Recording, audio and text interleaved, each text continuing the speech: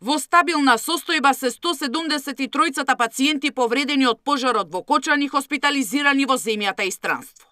Вчера на домашно лекување биле пуштени тројца, а исто толку ќе заминат дома во текот на утрешниот ден. Министерот за здравство најави дека кај повредените ќе прават и токсиколошки анализи. И список со токсиколози е доставен до сите здравствени установи, каде има од повредените од трагедијата во Кочани. Сите пациенти што се лекуваат во државата и надвор од државата се во стабилна и добра состојба. Повеќето од нив се подобруваат.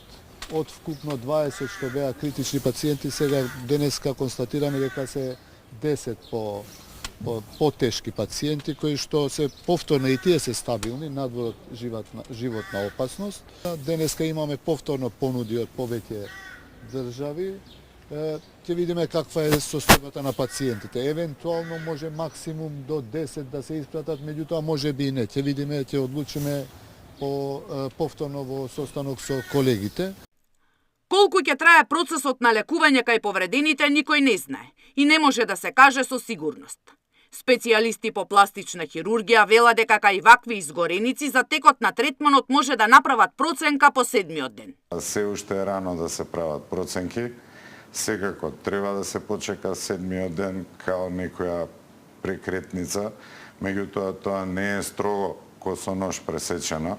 Секако дека има тие фази се преклопуваат, некогаш се пролонгираат, зависно од тоа и од самиот организам, зависно од третманот, зависно од претходните болести, возраста на пациентите и така натаму.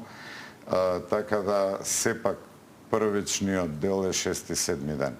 За втората проценка да се направи како понатаму ќе одат пациентите, затоа што се рачуна дека до 7-миот ден барем се стабилизирани.